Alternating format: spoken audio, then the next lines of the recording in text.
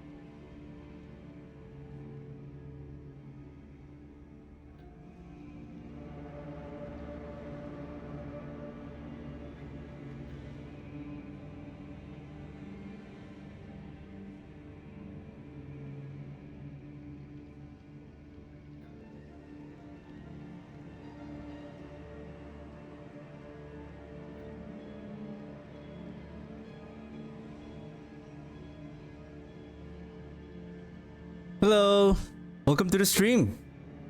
Hope everyone is having a wonderful day. And basically today, I'm still gonna play the last Epoch, but the season 10 PTR patch notes for the 2.4.0 has been released today, and I have a brief. I browsed the PTR patch notes briefly, and there are a very exciting and update that is coming for season 10. I didn't expect that it's going to happen on season 10, and I'm gonna discuss it later. But before I proceed, because I want to make a recording as I discuss I'm not going to play Diablo for today. I'm just gonna run the game at the background so that I have a little bit of music, and I'm just gonna go over with the patch notes. And then as I'm going over it, right now what I'm going to do is going to discuss briefly the mechanics, more importantly the necromancer updates on the items and skills, and what else. Yeah, basically the new seasonal mechanic coming in for season 10, as I'm going to record this and I'm going to upload this later as I am streaming this. So give me a second, let me hide my, how do I unhide this? Taskbar behavior.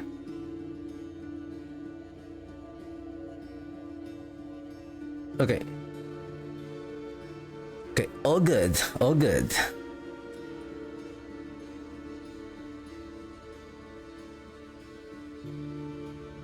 Oh, good thing I check the the other screen. Let me turn off the game capture.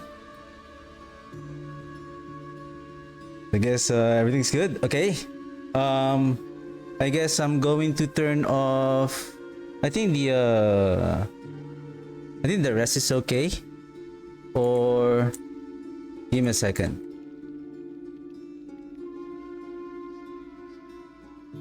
This one. All right. So give me a second. Let me check. Make sure that everything is recording properly. Just wanna check if the recording is saving the file.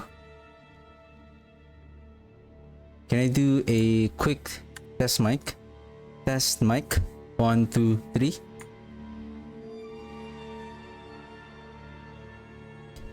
Test mic. 1, 2, 3. Okay.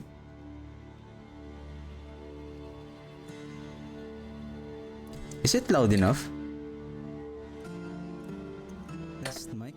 1, 2, 3. Okay, I think if you turn the volume up, it's going to be fine. Okay, give me a second.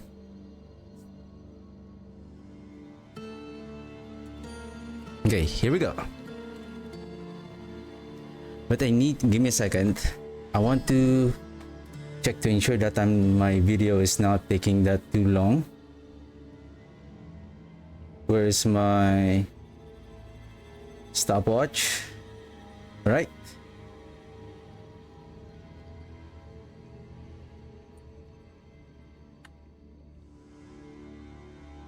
Hi everyone. So Diablo 4 season patch 2.4.0 PTR is posted today, and there are some big changes that it's going to happen for the next season, which is basically the rework for the Infernal Hordes. So I'm going to briefly discuss. I'm not going to discuss deeply on the other classes because the main class that I'm playing for Diablo 4 is the Necromancer. So I'm just gonna go over more on the seasonal mechanics. So what are the new changes? What are the new events? And then I'm gonna discuss more deeper on the Necromancer skills and updates on its skills and items, and we're just gonna go over, I would say, like briefly what are the changes on the other classes, and I'll be posting the link on the season 10 patch notes for 2.4.0 PTR. So the PTR is going to happen on Tuesday. It's going to be live on Tuesday, which will be running for a week. So I think that is we know that already. And for those who doesn't know, basically it's like a 1 week event that people will be playing the game. So we will be expecting bugs. We'll be giving feedback to the developers to ensure that when the season 10 is launched, there will be no more, as much as possible, bugs are fixed and some other problems, and hopefully there will be some improvements on some of the skills as well. So season 10 is the rework for the Infernal Hordes. So the Infernal Hordes are now refined. So I believe they are now balancing the offerings. So I think in my opinion, when you play the Infernal Hordes, you are always going after with the Hellborn boons, because that is the one that will really scale your accumulation of the Burning Ether. So I think they're gonna rework this so that so the other offerings will have a more rewarding, and then they're also adding new mechanics, and they're adding more volume to the Infernal Hordes for each wave. And now every start of the Infernal Hordes, they're now introducing this new Infernal offering. I believe these are the Fell Council, Chaos monsters. I think this is like a wave of monsters for each wave, like they're gonna appear from time to time during each wave. I think this will add also volume on the monsters on your run. Excuse me. And then I think this is like a buff. So this is like a permanent. Either you'll get a Fell Council, a Chaos monster, or a Chaos waves. We'll have to check whether these three is like an additional it is an additional boons, or this is because according to the statement here, this is you'll start with an Infernal offering immediately. So I would say this is like a permanent buff. If you get the Chaos monster, so each wave you will get this some wave of additional Chaos monsters. So that's the Chaos monsters, and then you have this Chaos wave. So you have this those worms. I remember in StarCraft 2 you called it the Nidus worms, where the Zergs are coming out from the ground. And then there's now a new boss other than the Fell Council. So we have an opportunity to fight this new boss called Bartuk, the Warlord of Blood. So we can choose to fight him instead rather than the Fell Council. So I think it says here you can choose to risk your hard-earned ether and throw down against the Insidious Reborn Bartuk. So I think we're gonna pay.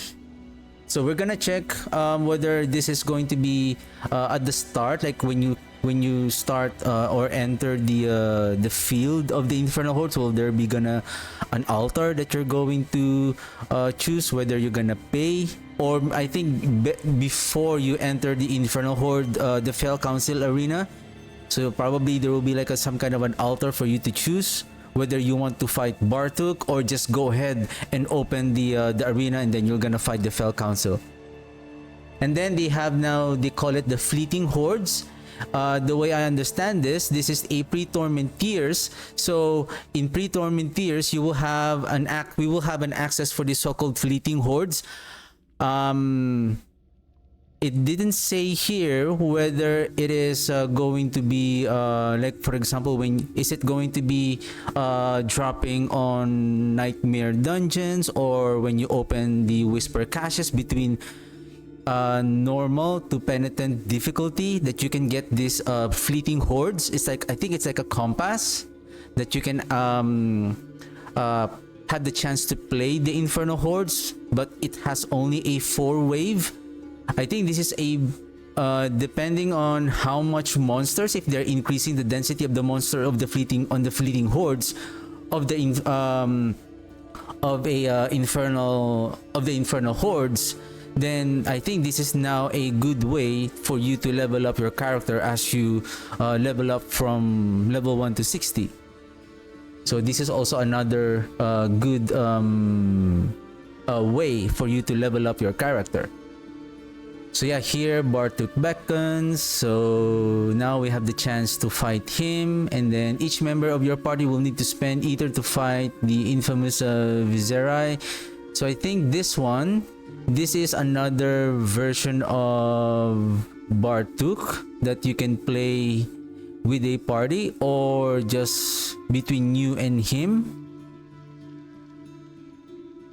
It says here the first player is just explained here that the first player who chooses sets the decision of the rest of the party. So whatever whoever spend the ether, so whatever it will be the I think it will be the party leader who will make the decision for the rest of the party. I think like choosing the boons and banes or whatever that we're gonna choose there if you're in a party. So this one is the one that I'm most excited about. The Harness Entropy with Chaos Armor. Now, if we take a look closer here on the item, so they are now introducing a new higher form of gear, which is the Chaos item. Now, the Chaos item, according to their explanation, the Chaos item is always having 1 GA, like similar to the Ancestral item.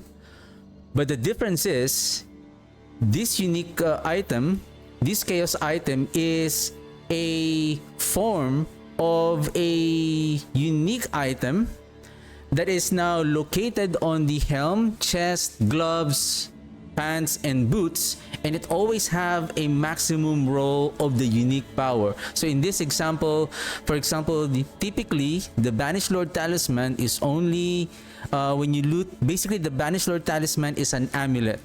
Now, if you have the chance to loot a gloves, there is a high chance that you can get a unique item on the gloves that is not located on the glove, if that makes sense. I'll give you an example. For example, I think they mentioned the example here. We can go over to, so yeah, so they explain it here. So the Chaos Armor is going to appear only on the helm, chest, gloves, pants, and boots. This makes sense because, for example, in the case of the Vanished Lord Talisman, this is an amulet. Now imagine this amulet is on your chest plate, on your chest. So you can use an ancestral legendary item, and you can still temper 2 affixes that you want, and then you can add another aspect that you really need. So basically you are having this unique offensive power that is on your armor, because technically our armor, except for the mythic items, the armor only contains like defensive mechanics. They don't have offensive powers. unlike the I would say the intelligence that gives some multiplier damage on your skill. So that is the good thing about the chaos, and you can only wear if you have a Banished Lord Talisman gloves, for example. You can no longer wear a Banished Lord Talisman amulet. So you can only equip one type of that unique armor, unique item of the chaos version of that particular unique. So yeah, for like what they said, for the Fist of Fate drop has a helm instead of gloves, right? So at least you can add another aspect or offensive aspect, tempering affix, offensive aspect on your gloves to scale your damage even further. And I will explain later why I'm so excited about this chaos item, because this now opens up a new variety of builds that it will make our builds more efficient, especially for the necromancer. So I believe so these are the following unique items that will have a chaos version. So the Banished Lord Talisman, Crown of Illusion, Endurant Faith. Now, for example, for the Crown of Illusion, if you are efficient on casting your core skill without having the struggle for the essence or your resource, then you can use a Crown of Illusion. If you find, say, on the boots, then now you can use your if you have for example, the Air of Perdition, right? So you have now an offensive unique power on your boots, and then now you can still wear the Air of Perdition to give you an additional damage boost. So yeah, here are the list of the general uniques that will have a chaos version. So here is for the Barbarian, the Druid, Necromancer, Rogue, Sorcerer, and Spiritborn.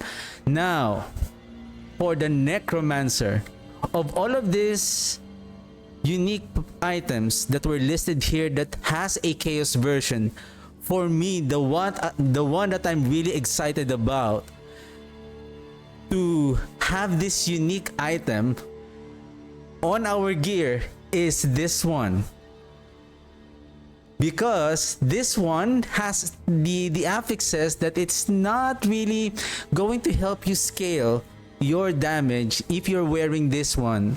Yeah, you have this convenience of auto casting your corpse, your tendrils, your raised skeleton, but the tempering the affixes, it's better to use other legendary ring to really increase your damage, and then you can just manually cast your corpse explosion or corpse tendrils or your raised skeleton to get the buff or to cast their skill. So imagine this Ring of Sacrilegious Soul. Now, what I'm really excited about this, imagine the Ring of Sacrilegious Soul if we find a chaos item, say on the pants or let's say on the boots. Alright, so you have the Ring of Sacrilegious Soul. On this season 9, I was trying to create and try to play the build called the Corpse Explosion, using the Army of the Dead. And it really struggles a lot, especially on producing the corpse. And imagine that you can use the Decompose to produce more corpse, having the Ring of the Sacrilegious Soul on your gear, on your armor gear, to auto cast the Corpse Explosion, and then you can just keep casting the Army of the Dead, picking up those blood orbs to reset the cooldown of the Army of the Dead through the fast blood aspect, and then let the Sacrilegious Soul keep on casting the Corpse Explosion while your Army of the Dead is producing the corpse, while you're using the Decompose to keep on producing the corpse.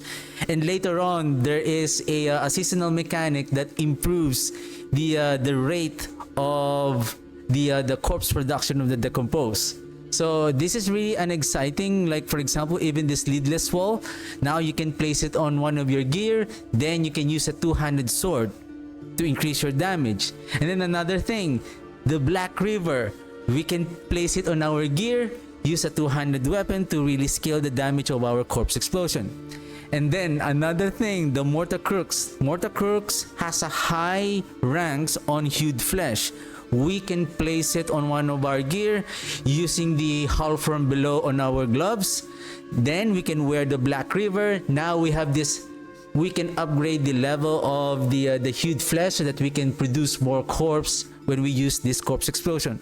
So it's really so I'm really excited on, I believe a lot of players are excited for this new changes, and I believe this is not a seasonal mechanic. This is now a new system in the game wherein most of the unique items that were listed here are going to be a chaos item. And not only that, the chaos item always have a high roll of the unique power. And not only that, the unique power is more potent by 20% of the maximum unique power of the unique item. Like in this case of the Banished Lord Talisman, so this is 60. So now if it's a chaos item, it is now 72. So that is 20% more than the regular version of that unique. So that is good, right? So yeah, these are the uniques.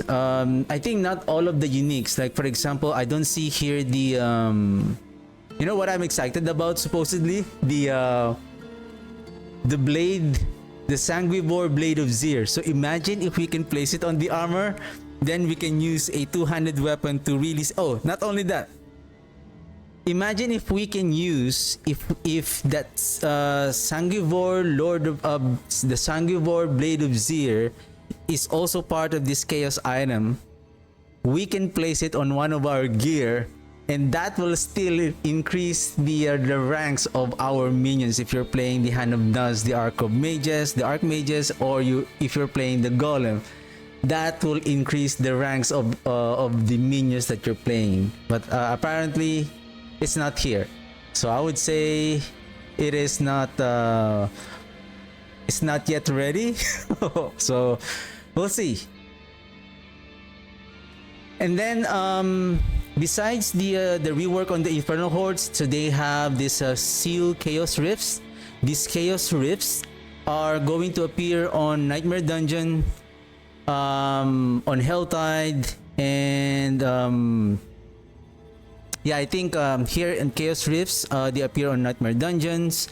So I believe they also have these rifts have the chance to spawn or to drop these chaos items. It says here. Of course, in Torment difficulty. So that is really exciting as you play on the Helltide. So more monsters, and then more chances that you can get this encounter this chaos rifts, and then yeah, we can get those chaos items. And then now we have they call it the wield the chaos perks. So this is a new powers that we'll be having on season 10. So there's a unique chaos power, and then there's 3 slots which you can there's a magic, rare, legendary, and unique powers. Now, what also excites me on these new powers, they are more better unique, they are now better, they are better powers compared to the previous season. And the unique powers, some of them are tailored specifically to a certain class, and we will go over with those perks. For now, we're just gonna browse, and then we're just gonna go over with those. I think once they have released the final patch notes, then we can thoroughly discuss, and then make an updated video regarding this mechanic. So basically, here we can browse that. I think there's a certain here that like for example, this basic skill guaranteed to critical strike, and then and overpower. So now your basic skills has a guarantee to overpower also using that power.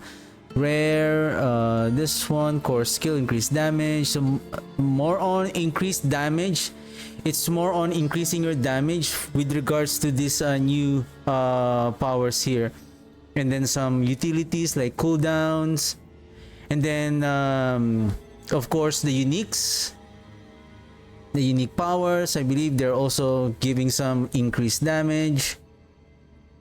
And here, more life, more overpower damage. That is good. And then here, the following are class specific chaos perks. So for barbarian, you have this. So you have this. All of them are giving you an increased damage. Necromancer, rogue, sorcerer, and the spiritborn.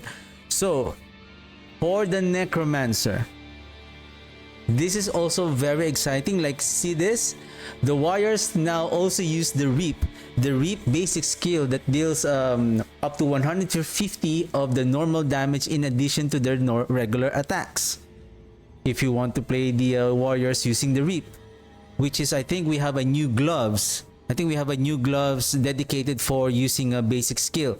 And then we have this, the rare chaotic power. Your damage over time effects have a chance equal to your critical strike chance to deal 50 to 100% increased damage. This is very good when you're playing the with your corruption damage along with your shadow blight key passive. Defile the dead. You can consume the corpse twice. So remember, with the sacrilegious soul, now the sacrilegious soul, I would say it will consume 2 corpse also.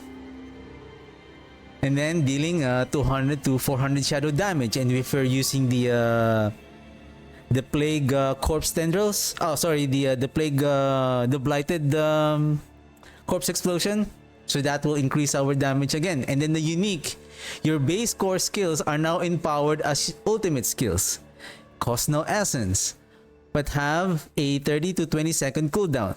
Your ultimate skills are now altered to also be a core skills and have no cooldown but cost 70 to 50 essence. And I believe if you're wearing the what is that, the ring of the stardust skies, and then you can spam your ultimate skill. Like, I don't know what other classes that have a good ultimate skill. Now they can utilize their ultimate skill, and then they can use this unique, so that their ultimate skill is now their like core skill that they can cast all the time. But I don't know if this is gonna be overpowered, but we'll see. So those are also the unique chaos powers for the other classes. So unique items. So barbarians, they have their own new unique item. Druid as well. And then necromancer, the rogue, the sorcerer, and the spiritborn. Sorry. So for the necromancer, we have this new unique focus. So the unique focus is giving our basic skill to deal double damage. So, and then here our basic skills are empowered, and then depending on what are the basic skill that we are using. So this is the one I'm talking about. The decompose now produces corpse for every 0.5 seconds, so meaning 2 corpse for every second.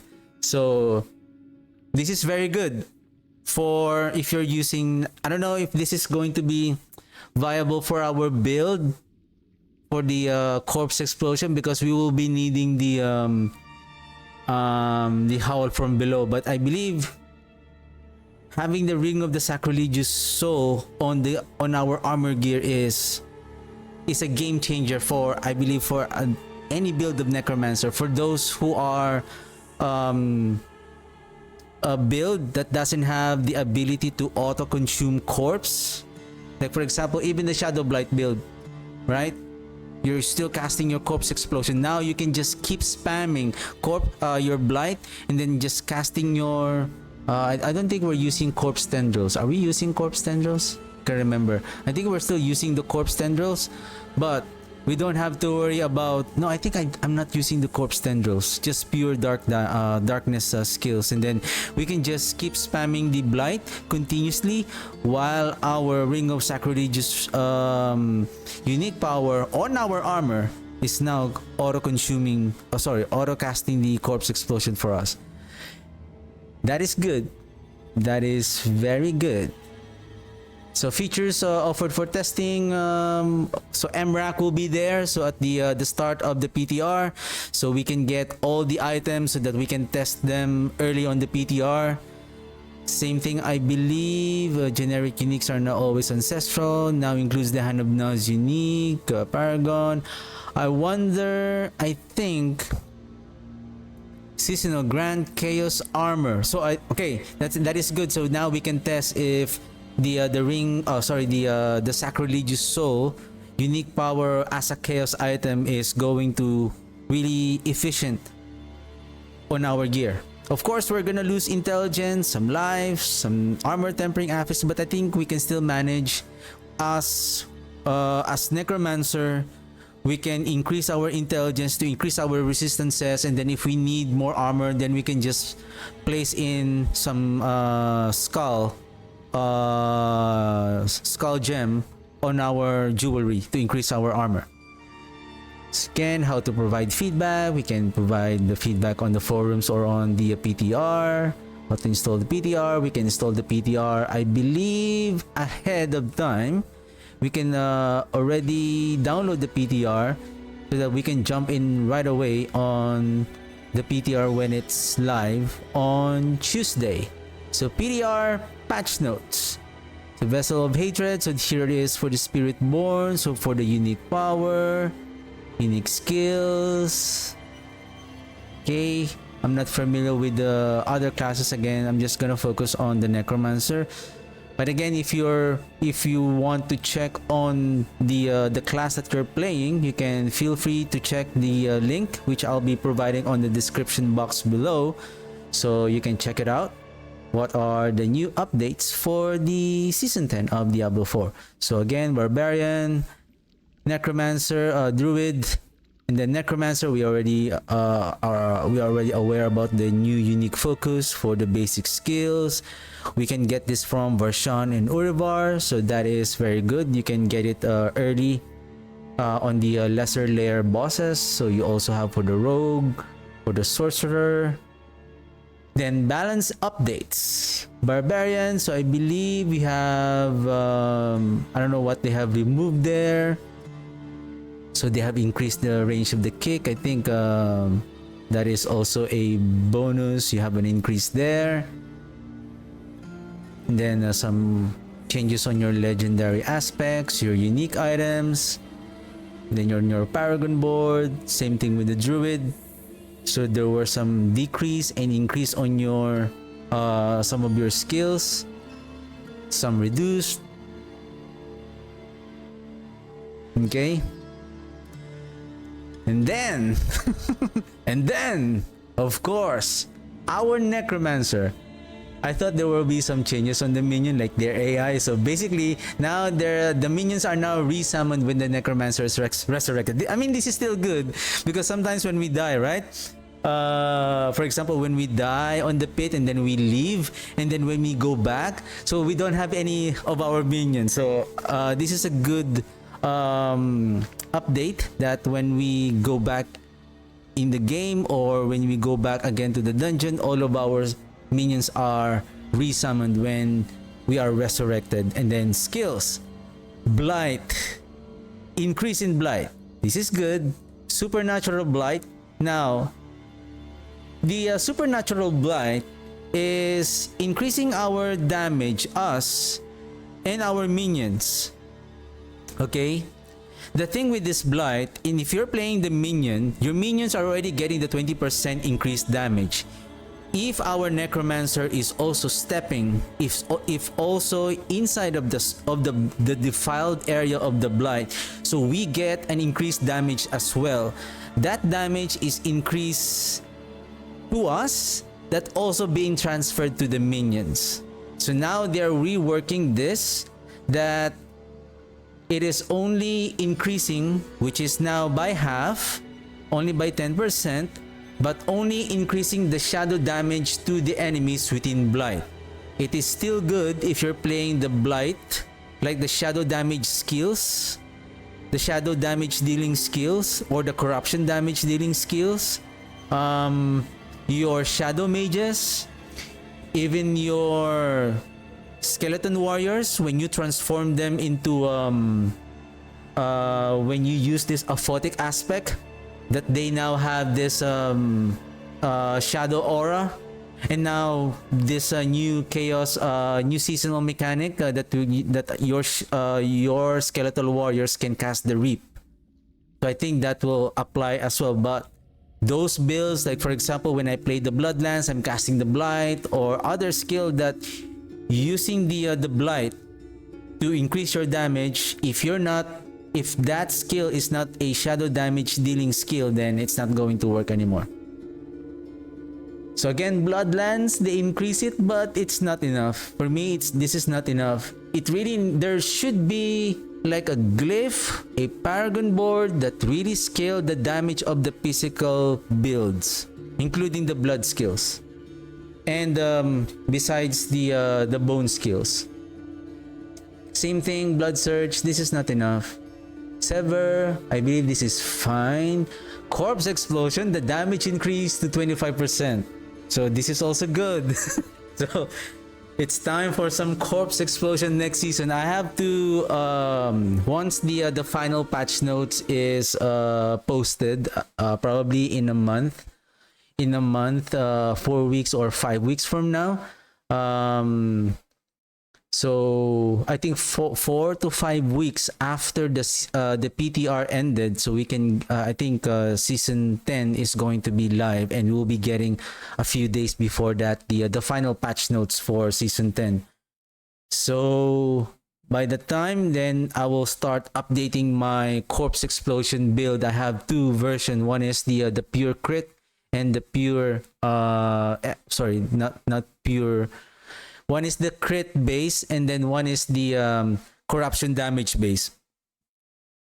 Okay, then aspect of the Great Feast. This is, I would say, a buff and a nerf at the same time. They buff the damage by 5%. However, they have increased the essence drain per second from 1 to 2. Basically, it's twice the essence drain now. So if you have now, give me a second, per minion, before and from, give me a second. Essence drain increased from 1 to 2 per second per minion. So now 2 seconds per minion. So if you have, say if you have the golem, including the golem, so you have 12 times 2, so it's now 24 essence per second. That's a big drain. Same thing if you have no minions from 7, now it will drain you for 14. Though it increased also up to 55%, an additional 5%. So it's like you win, you lose at the same time. Then Bloodseeker, boy, they have, I don't know why they have reduced the power of the Bloodseeker, considering that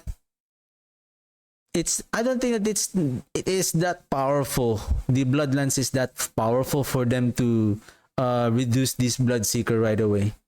And then the Reaping Lotus, so the sever damage now increased by an additional 20%. So that's a big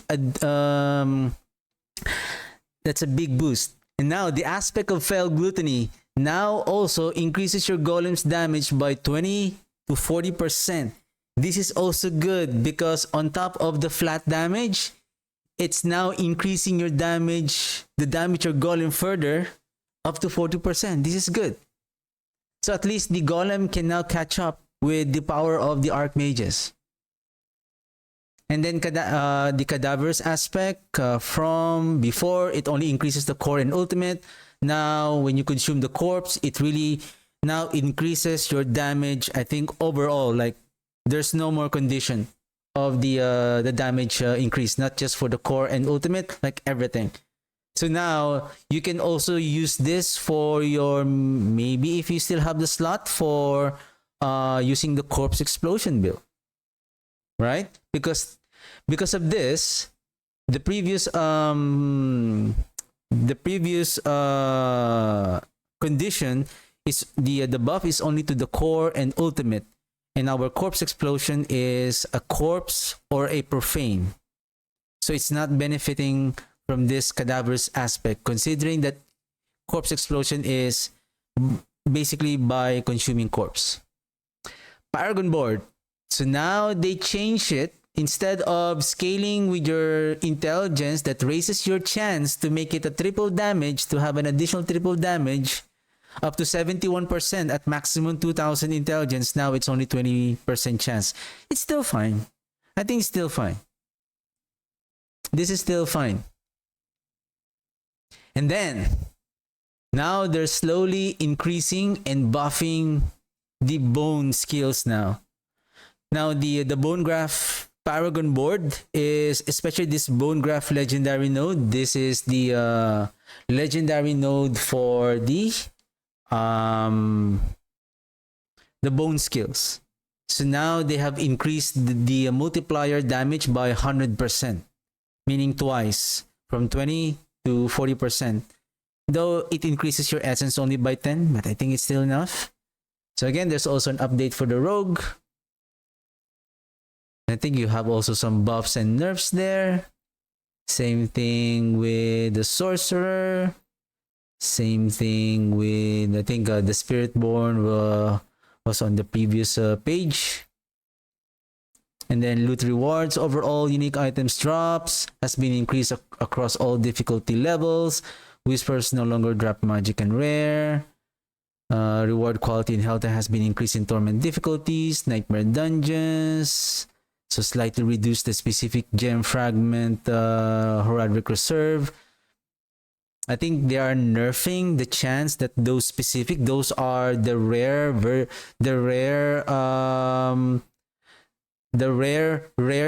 of the gem, the heraldic gem reserve. Inferno Horde, so they're also increasing material chests, and gold chests no longer suffer diminishing returns. And then greater chest of materials now cost 400 ether.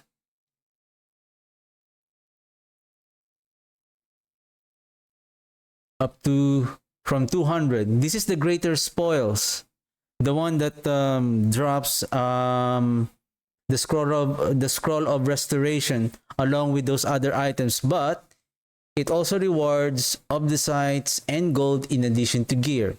I mean, it's still good, but I wonder how much gold and obdicite that it yields at additional 200. Because I already have a calculator how much is approximately that you'll be getting the gold in terms of your burning ether. So we will check whether if this is the rewards of the obdicite and gold is really being compensated by the increase of that ether. Unique items and legendary aspects that were primarily found in Inferno Horde chests are now moving to the lair bosses. So that's okay. So lair bosses pool is now split among these bosses. So they have also changes, some pool rewards, and from what I have understand here, like I think Hand of Nudge is still here, Blood Moon Breaches. I think Andariel doesn't have the Hand of Nudge but still has the Blood Moon Breaches, but the Harbinger doesn't have the Blood Moon Breaches but has the Hand of Nudge. Okay, I think the reason for this so that the pool of the uniques are evenly spread across the lair bosses, so that you have the high chance to get the specific item that you need for your build. Then Grigwar, I think they added the Mortar Crooks there. I believe Mortar Crooks are dropping in Inferno Hordes only. Farshan, the Shard of Verathiel, I think this is also dropping at the Inferno Hordes. Bisonice, Uribar. Oh, by the way, there's something that I noticed here. Can I go back real quick on the Necromancer Chaos item? Sorry, I'm just gonna go over real quick. I don't know if this is a mistake.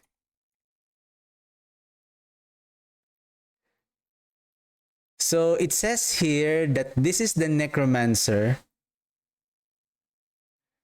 Chaos item. These are the uniques that will become Chaos item. I don't know if somebody have noticed this Orphan Maker. I was wondering, what is this Orphan Maker? Is this a new item? And then upon checking what is that Orphan Maker, basically it's not ours. It is for the Rogue. See? It is a new unique item, but somehow it is also here. So for some reason. So I don't know. Maybe it's just a typo error. Or maybe, hey, maybe there should be an item here. How many is this? 1, 2, 3, 4, 5, 6, 7, 8, 9, 10, 11, 12, 13. 1, 2, 3, 4, 5, 6, 7, 8, 9, 10, 11, 12. 1, 2, 4, 6, 8, 10, 12. Okay. 2, 4, 6, 8, 10, 12. Okay, I think this is just a typo error that they accidentally added the Orphan Maker on the Necromancer. I mean, either way, we cannot use a this is I think a crossbow or a bow that we cannot use. But anyway, so I'm just gonna quickly go back on the again the lair bosses. So we're back here. So for bar miscellaneous, I think they're just making some changes. And then I saw this one. I don't know how much is going to affect. I'm not really using this affix, but I feel like for those who are using the lucky hit to restore, it is so nerfed that it will only restore like 7 to 10 primary resource compared to like when you have this on the weapon. I think it could go up to like 60 to 90% resource on lucky hit. Probably it's the percentage primary resource gain is so potent that it's really I would say a reliable if you're really struggling on your essence. So yeah, escalating nightmares. So there are also making some changes. Gameplay, druid, necromancer. I'm not too fully aware about the skeletal mages not scaling or not being considered as darkness, not getting a double benefit from the summon damage, and then fixing issue army of the dead couldn't hit the scourge of the land boss. Is this I wonder if this is the bug that I had. I wonder if I was playing that Army of the Dead, when I encountered the Scourge of the Land, it's like I'm only scratching his skin.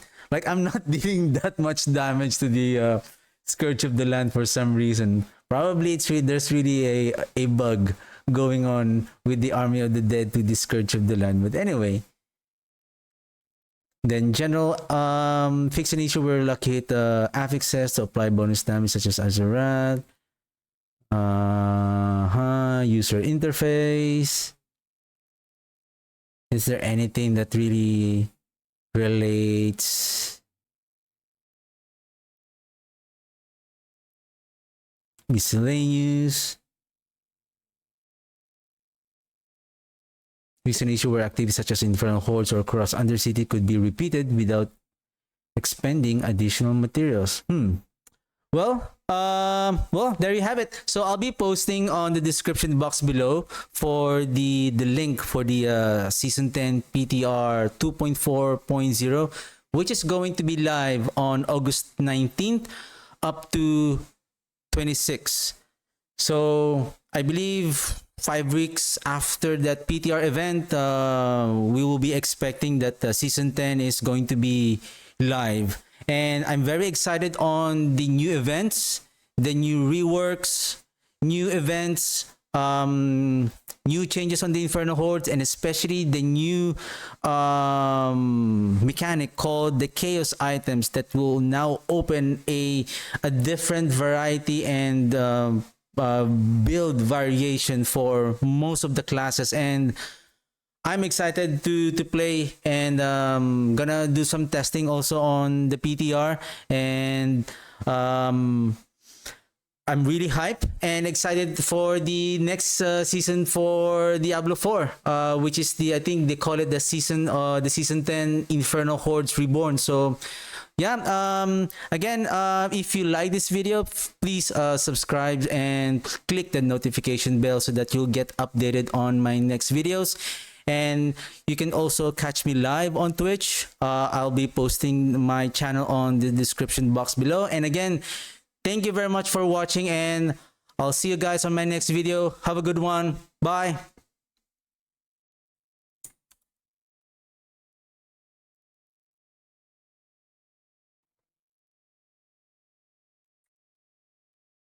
That is a 45-minute video. It's okay. It's okay.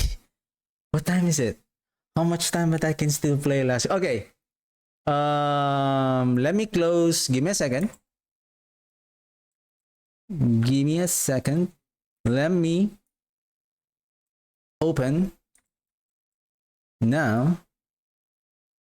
Oh shoot.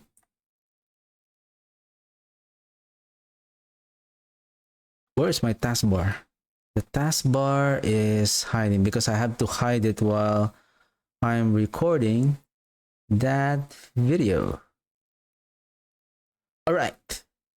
Where is last epoch? So I'm gonna check. Speaking of last epoch, I think, where is my, actually I'm starting to build the abomination, but I'm not yet familiar with this build, so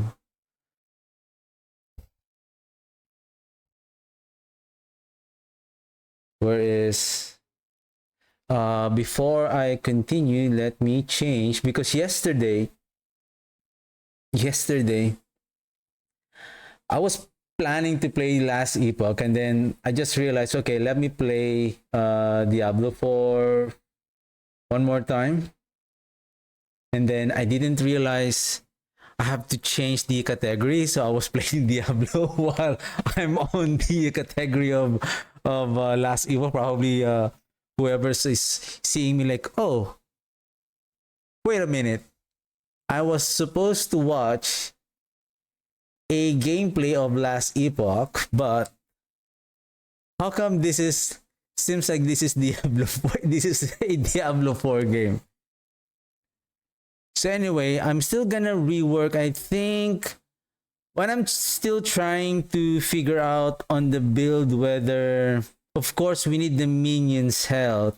With regards to the profane oblation build, I'm thinking if I should invest more on the intelligence in order to also to raise the not just to increase the damage of the spell of the profane oblation, but also to increase our defense, the ward retention. So anyway, double check. Double check.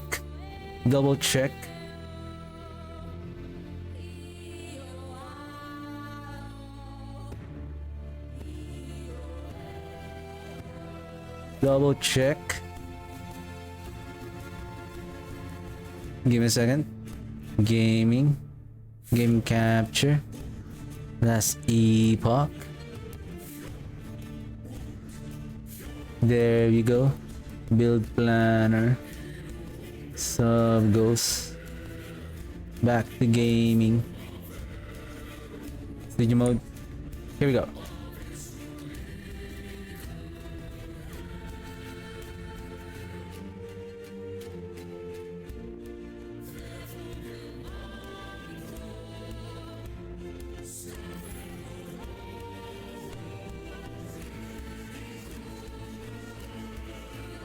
But give me a second. Let me go back to my build planner and then just open game capture back again. Back to the game. Okay, let me go back Uh, let me check. Oh, right. I swapped with the mage. I swapped the mastery.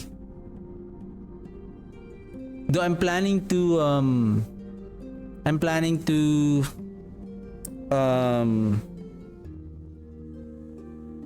play a character and practice leveling progress in order to test and to ensure that the build the loot filter for the build is really working efficiently as you progress. Like, you don't have to keep on changing the filter. But I have 7,000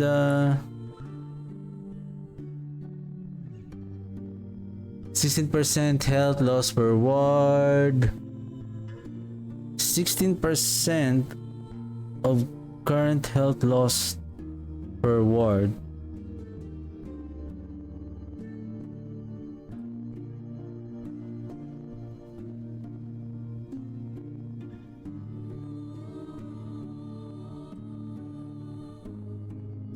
It says here 20% of current health lost.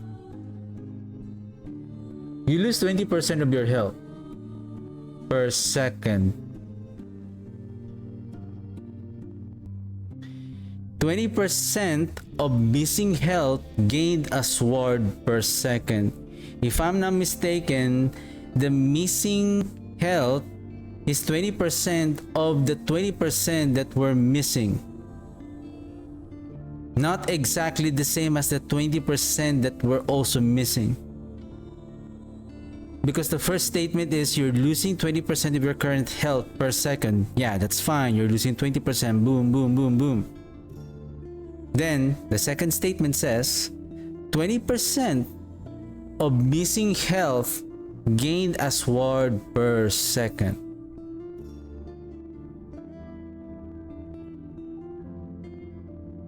So if you're missing health, like in our case we have 2,190.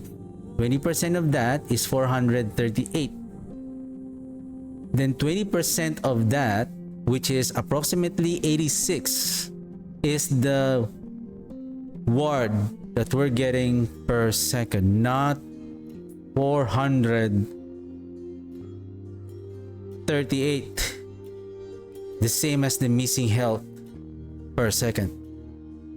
That is why if I'm missing health, like that's why I was saying, if I'm missing 36, 20, and then there's another one, where is it?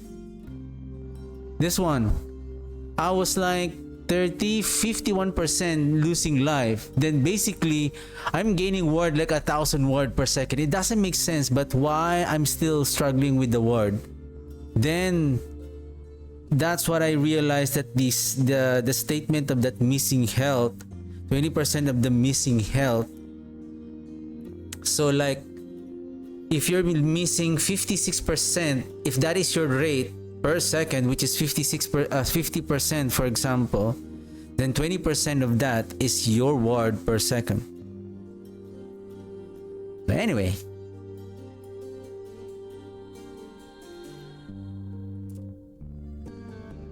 Shift F. I believe I have already fixed this one.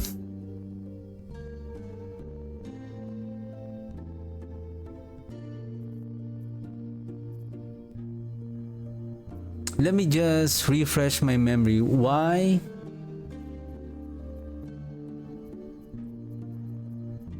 This is for shattering.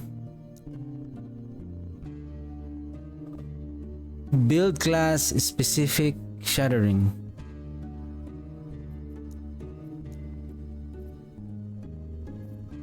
Early gear shattering. Spell. Okay, I think I understand this one. Character dependency up to 50. So this one will stop at level 50, and I believe at level 50 you are already playing at the Fate of Monolith. This is shattering. Early monolith gear.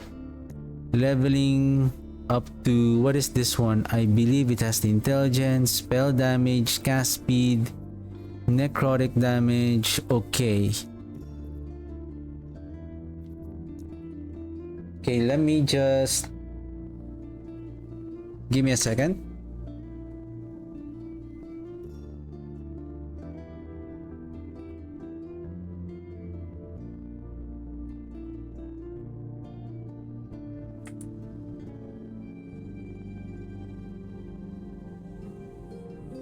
Just changing my stream title.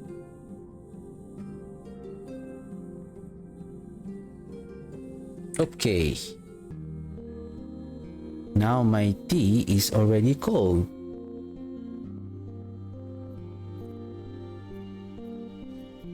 Okay. What is this one? Up to level 50. So I have this for early gearing. What is my early gearing? I think this is more on damage and some utility that I can use to increase my items. And then there's the idols, and then here is the build specific shattering. Like I think this is like purely what I need for the build, which I have figured out. So there's the build specific salvaging. What is the priority? Okay. I think the priority are the salvaging that are more rarer to find. That it is important for me to salvage right away, because there are some affixes that as you continue to salvage, you will still be able to, it's like unconsciously you are salvaging the items, the affixes that you also need, which is included on this lineup here, but you are already getting it because most of them are common. Like when you salvage an item, you're not just salvaging or getting the affix of one particular affix only, you're getting whatever affixes. Of course, by chance, you can get all of them, or you can get maybe 2 out of 3, or 1 out of 3, or 3 out of 3.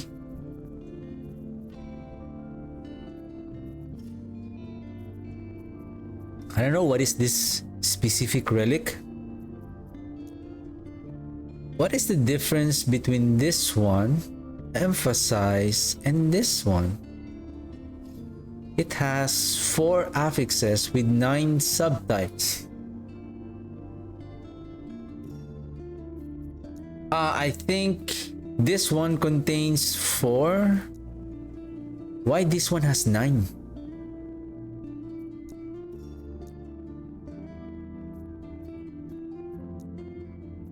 Six, 10.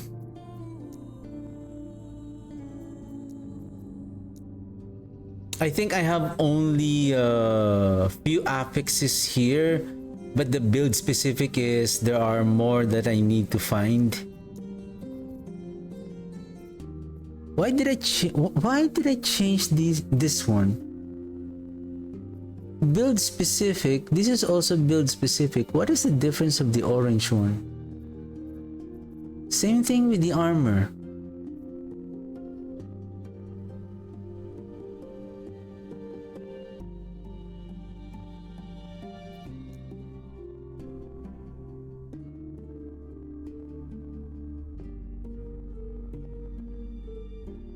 Five affixes with 13 subtypes.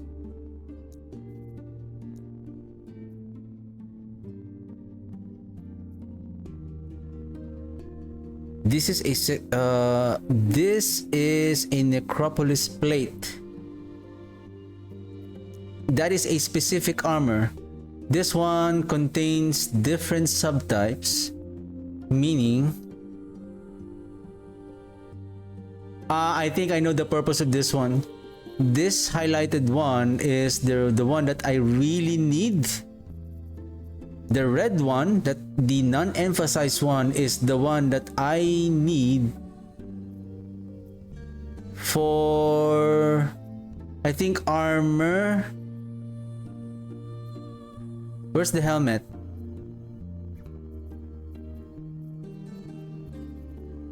It makes sense why the boots, the helmet, what else? I think the orange one is the one that I'm looking for. That's why it has 11 selected, because it doesn't matter. And why it has only 4 affixes selected, because this orange one, so I changed this to orange so that I would know for orange items, it means that I need to get this because it has the affix that I need. It has one of the affixes that I need to place on a unique item that has a legendary potential. Then I should have renamed this to for legendary potential.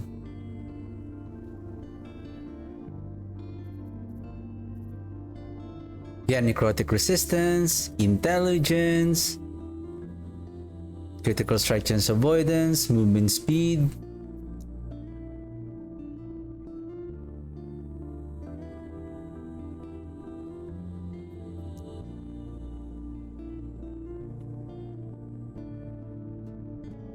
Wonder what tier is this? T5. I only have one T6. I think where can we get the T7? Like 300 corruption and above. This is also T6.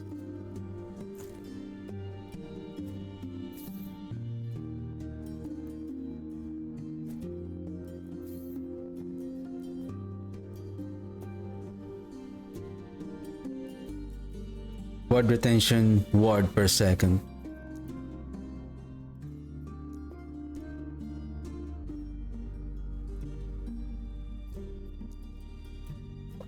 Now,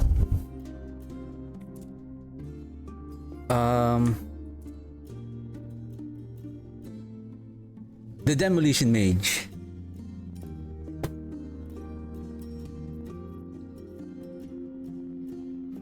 Which fire? Which fire?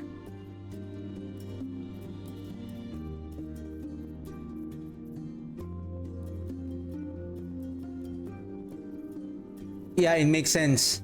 I turned this off now. That's why it's only orange. If you don't have the bone clamor armor, then you can use this one, 5 selected, or you can find this one. That's why this is for the armor. So if you don't have the exsanguinous, then you can find this one, the necropolis plate, that provides ward decay threshold and then ward gain on kill. Or if you don't have the exsanguinous and you still can't find this armor, then this one will help you, that contains the affixes that we need, but it's up to you just to find the armor. Again, I think the reason why now it makes sense why this is now turned off, because I got the ring of I got the exsanguinous, and then this one is, I think, let's correct this armor affixes.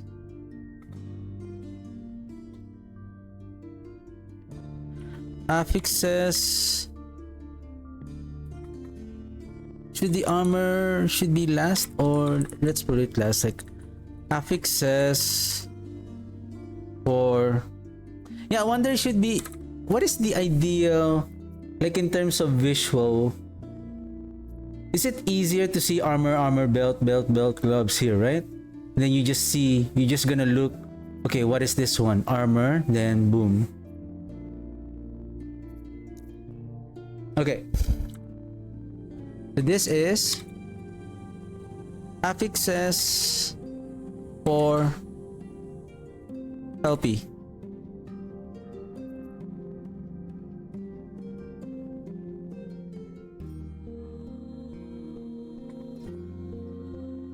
I think it's fine. I mean, if you know the game, if you know the game, you should know what this LP means. Affixes for LP. You know what? We need this build filter for. It should be like a new player friendly. Affixes for unique LP armor. Belt we don't need. So that's why for belt I have only two. One is for the generic. So this is I think, what is the purpose of this belt though? For salvaging?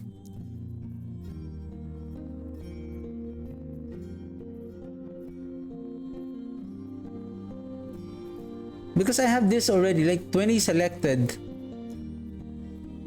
Right. Same thing with this one. Ring. This. See so the helmet. For the helmet, I have three. One is for the LP. One is for this one. You can turn this off and then turn this on if you don't have the helmet. Then you can find this. Then you can find the specific. If it doesn't drop the specific, then this one will appear. Then if you have the specific, then you can get that one. Then if you have the bone clamor now, then you can turn this off and then just activate this one. So now you can loot the orange one, meaning that contains an affix that you can use to add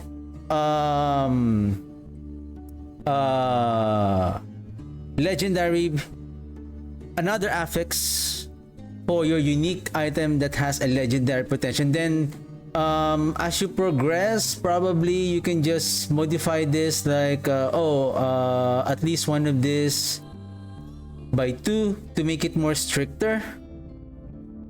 I wonder if do we need to add a more stricter here, like stricter 1, stricter 1, and then stricter 2, stricter 3, stricter 4. Probably we're just gonna modify it to stricter 1,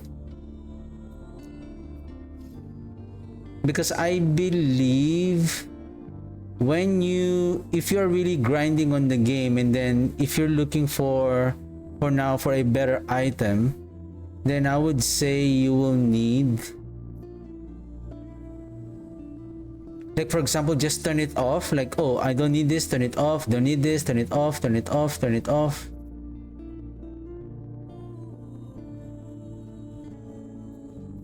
So same thing with the relic. Now these two is already turned off because I have already the unique relic, but now I'm still looking for an affix that I'm going to place a one affix.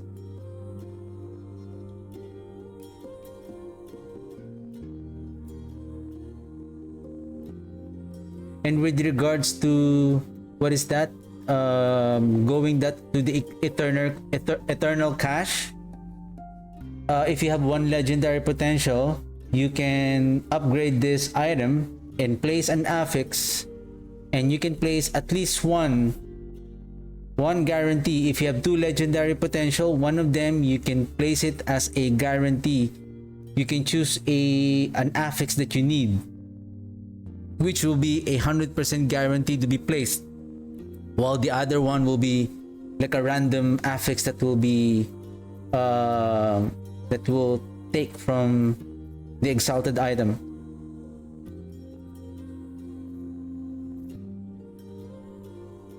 Okay, now it makes sense here. I think everything makes sense here. I believe this is I have already calibrated this. The only thing is it like I have this leveling ring,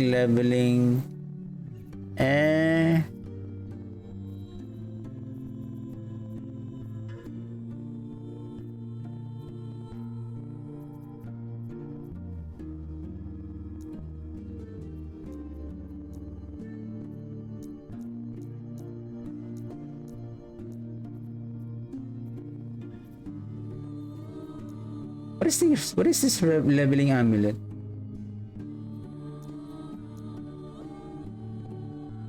So this is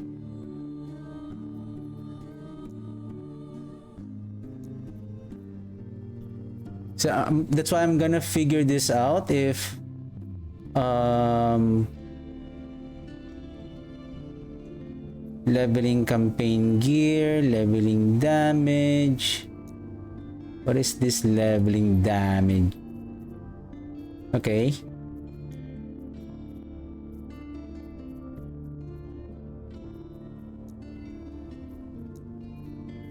Basically now this is the end game.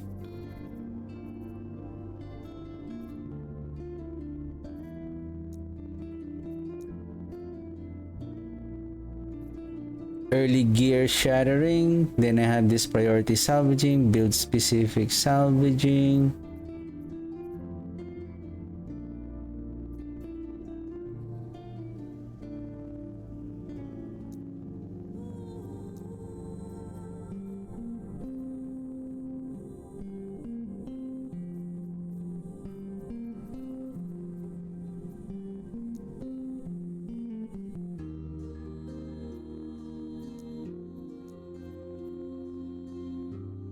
Build specific.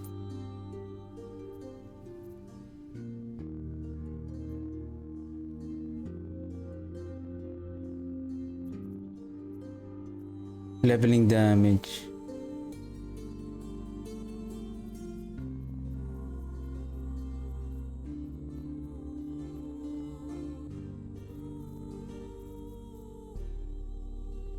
If I will export this, copy to clipboard, open custom filter location, this will open a folder on my computer. This will copy this loot filter code to your clipboard. If I'm going to copy this, because I have already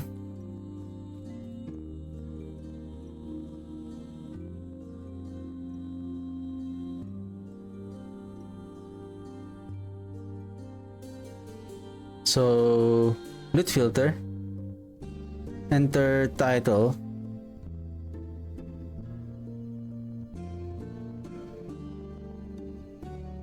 so this is Witchfire Warlock. Strictness, what is this one?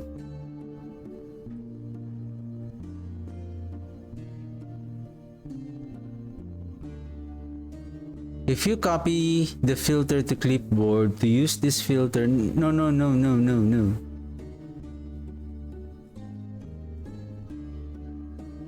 I think this is its own.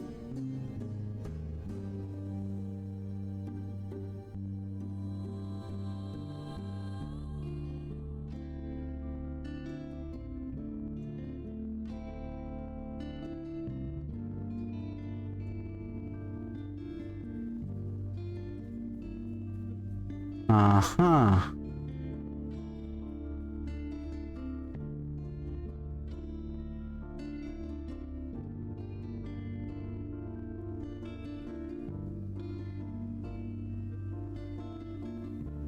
Steam game folder.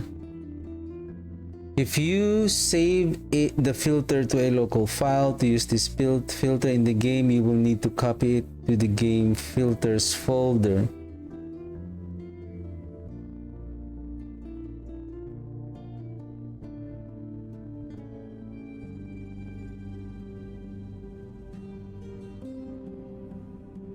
This is kind of tricky.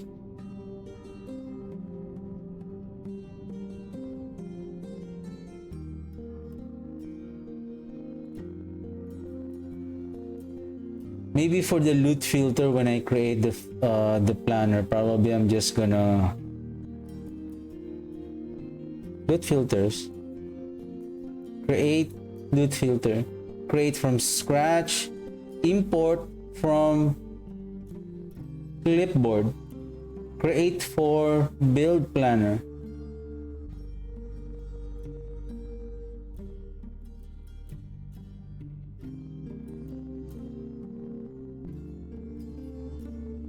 It says here based on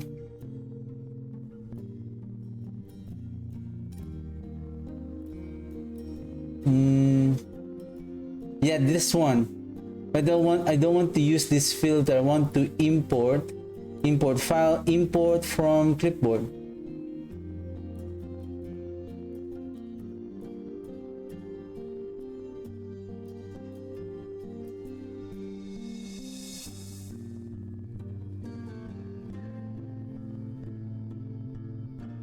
Huh?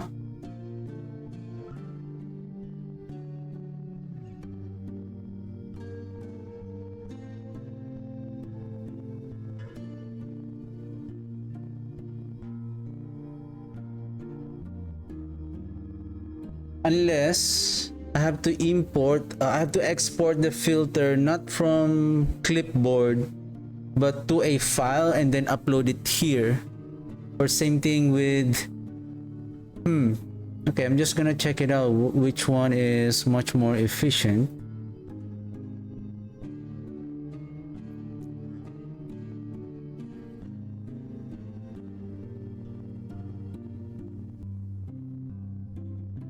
Oh, there it is. Sorry, it doesn't show on the stream, but it shows like Acolyte, Demolition Mages, blah blah blah. Which far? Okay. Let's go back.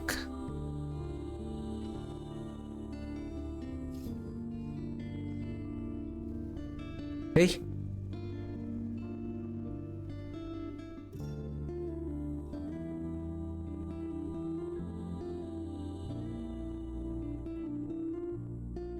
Huh? My browser froze. What happened there? Say Witchfire Warlock. Root filter.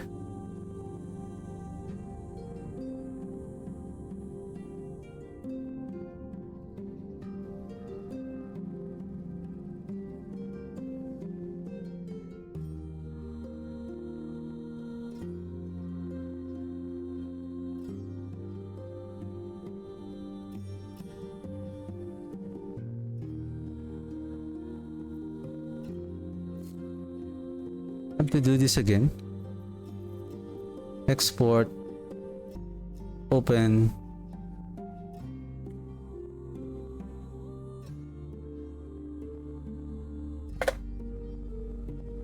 Which file?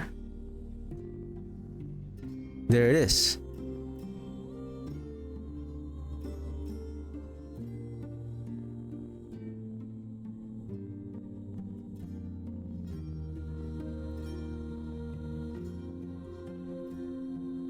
I mean, does it save? Or is it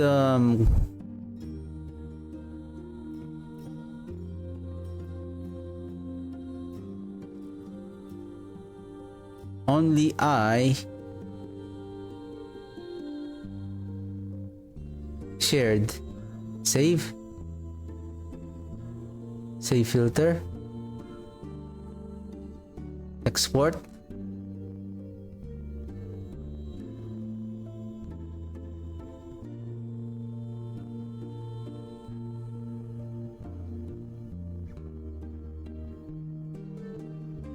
Give me a second, what's this?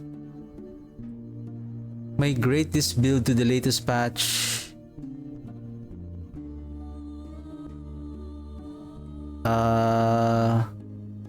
Okay. Okay. Migrated. Loot filter.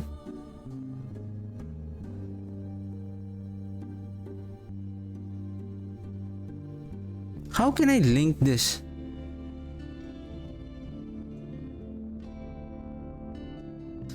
I guess I think I understand what's going on here. Like, if I'm going to use the loot filter here, give me a second. Otherwise, it will be located here. Users, drive, blah, blah, blah, blah. Give me a second. Which far?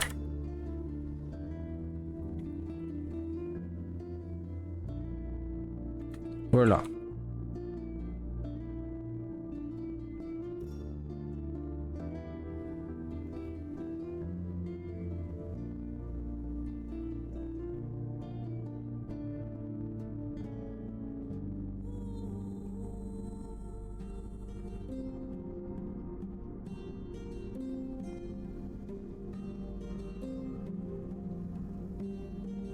No, I think this is a different filter. Create filter for build planner. If you copy the filter to clipboard, to use this filter in the game, you will need to choose paste clipboard contents. This one. I think the filter that you're creating here, this is the filter wizard. Or this one is the loot filter wizard. My loot filters, this one. So I have this.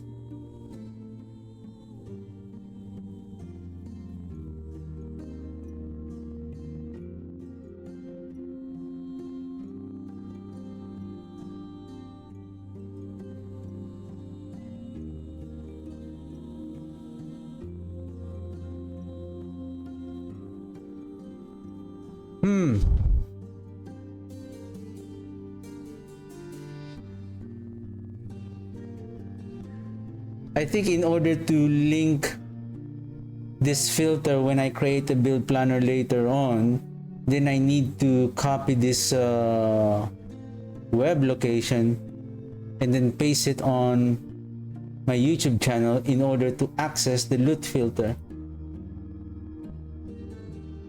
Then export. Then you can export either to clipboard or to save to file.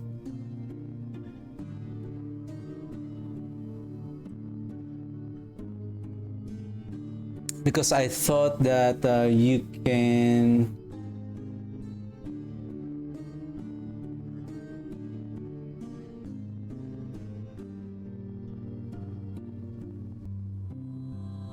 add it here and then get the loot filter right away here.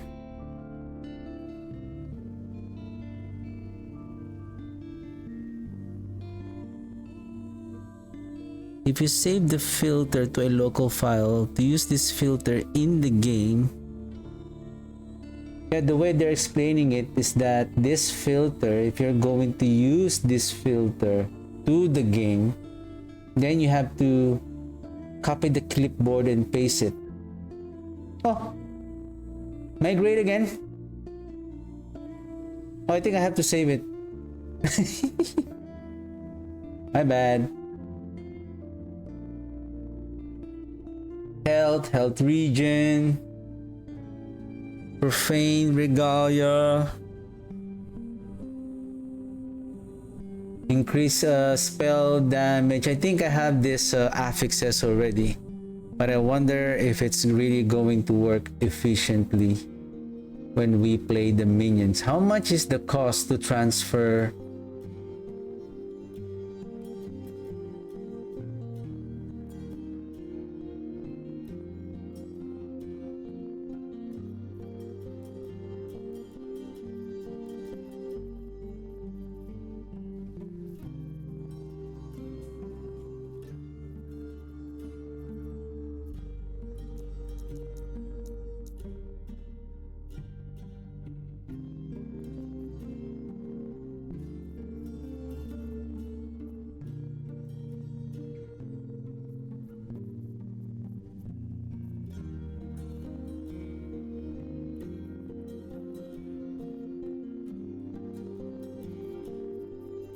If only I can view the filter side by side.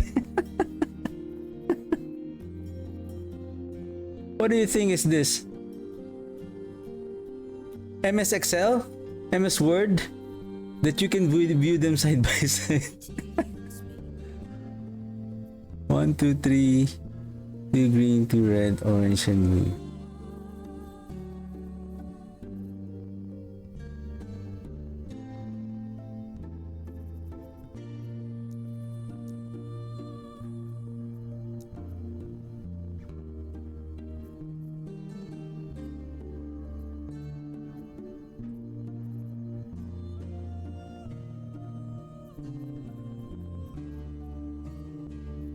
Because I'm also planning to build the abomination.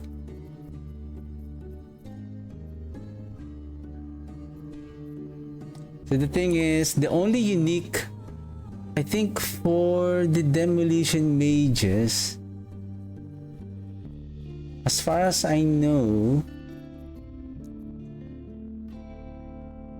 these are the gear that I'm using. I haven't used any important uniques other than this the Blight of Lachesis.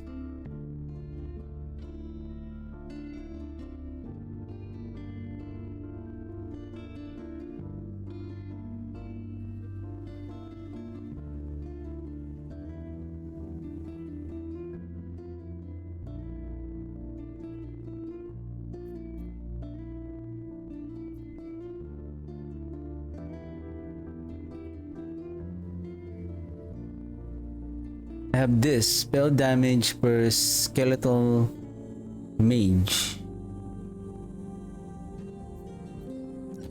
And how much is if I'm going to swap again to the talent of the mages? Oh, 986 million gold. Probably I'm just gonna rework. I think I'm done for the day. Tomorrow I'm just gonna continue on fixing the filter for the mages. I think this is going to be the best time. Like after fixing this, then probably on Saturday I'm gonna continue on. If I have finalized the mages, then I'm gonna try if the leveling the filters are working okay for, because I still need to make an update for the mages regarding the stats here. Of course we need the minion health for the mages, but I'm still thinking whether I should go with also on adding more intelligence on the item, like this one, intelligence, minion health, maybe instead of minion health, minion health, minion damage. Instead of minion damage, maybe this could be intelligence.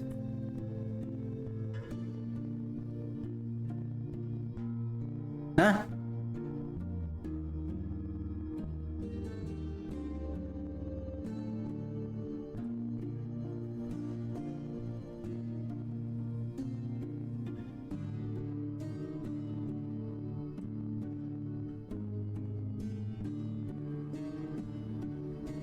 No core stat on.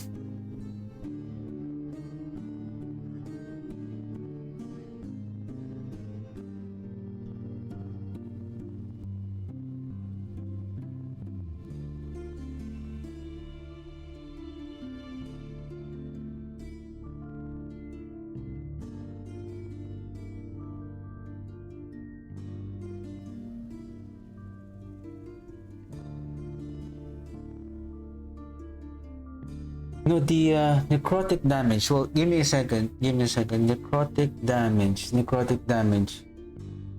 Let's save this one. Then resources, skills.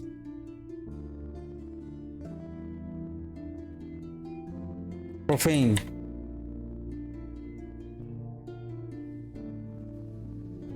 Necrotic spell area intelligence. Necrotic. So it's better to go with the necrotic then.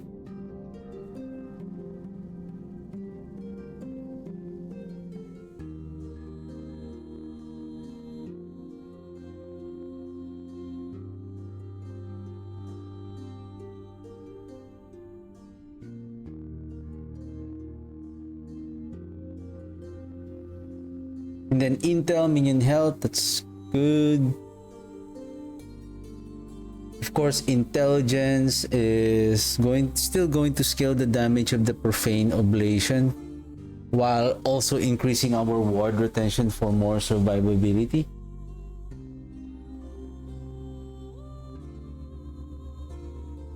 I'm still thinking what other. Well, if you're going to use again the Ring of this Exsanguinous, we don't have a very good, unless we're going to increase our ward retention. I believe that's the only way that we can retain a very high ward.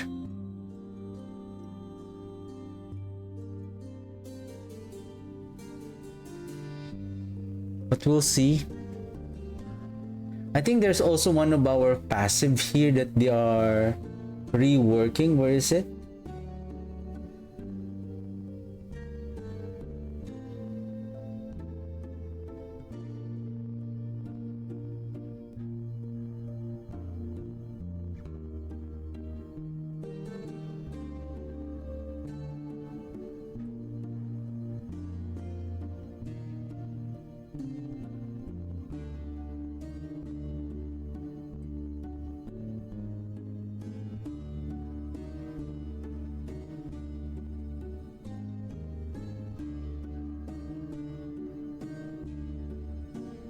What is that new passive? Oh, sorry, not new passive, but they have updated a passive forbidden teachings. What is forbidden teachings?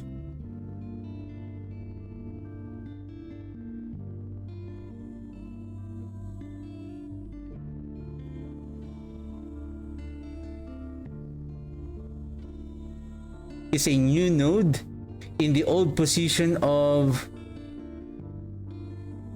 Blades of the Forlorn. So that is a new node. Forlorn. What is Forlorn? Oh, they're moving it. So they're moving this. So for these forbidden teachings is now on the position of the Blades of the Forlorn. And they said the move. So they have moved this the critical strike damage. Okay, I wonder where is that now? And then effigies. Damage redirected to lowest health minion. Minion health restored on minion death. When one of your minion dies, your other minions restore health equal to 20% of your maximum of its maximum health. This is good for the abomination, as especially when his health starts to drop, then we can heal him. Plus he's also healing by consuming other minions. Okay.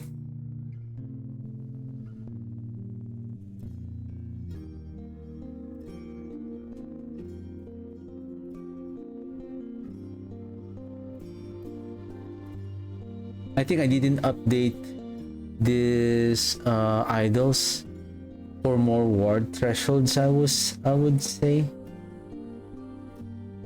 because I'm still thinking whether I should use the Exsanguinus, the what's that, the unique item that I'm using for more increased health when you lose ward per second on lost health.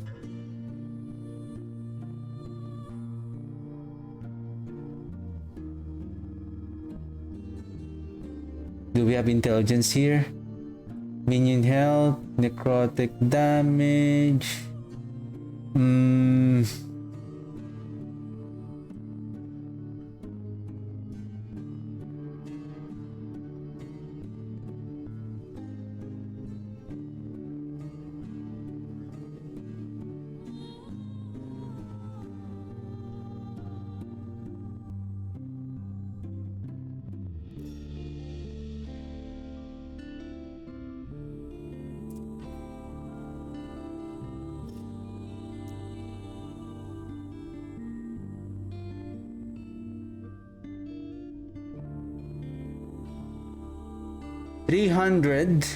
Increase 308 increased damage, 4% per point. So right now it has 308% increased damage. Because how much is our intelligence now? 77 times 4 to 80. plus 28. So that's 308. Now it makes sense why it shows 308% increase because of that intelligence that we have. Okay, so it's still scaling okay with the intelligence. So I think I can drop the necrotic damage here if there's still an intelligence. There you go.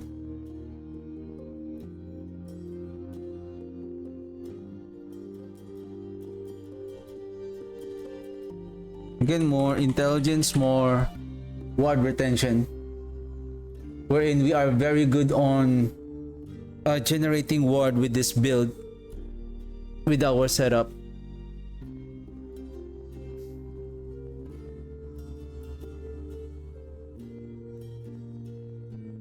I'm thinking instead of minion, was that?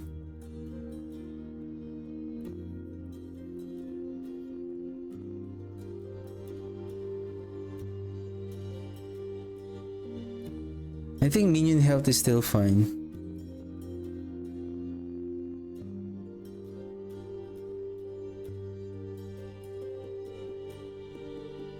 Yeah, I think I need to create. It's not ideal to change your talent tree, especially if you're playing a different talent, because you are going to replace the blessings as well.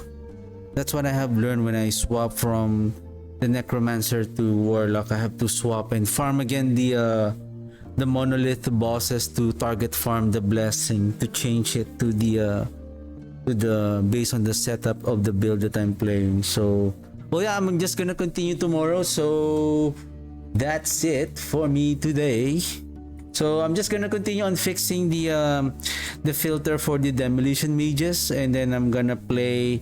And once I have fixed it, probably until Saturday, once I'm finished with it, and then I'm gonna run through with the filter to ensure that it's working properly. And then probably I'm gonna try if I can, if I still have time. I'm gonna try and build and play the abomination just to feel how the that abomination is going, what is the best affixes in order to scale its damage, plus what are the tools that we need to increase our survivability as well. So yeah, that's it for me today, and thank you very much for watching, and I'll see you guys tomorrow, and have a good one. Bye.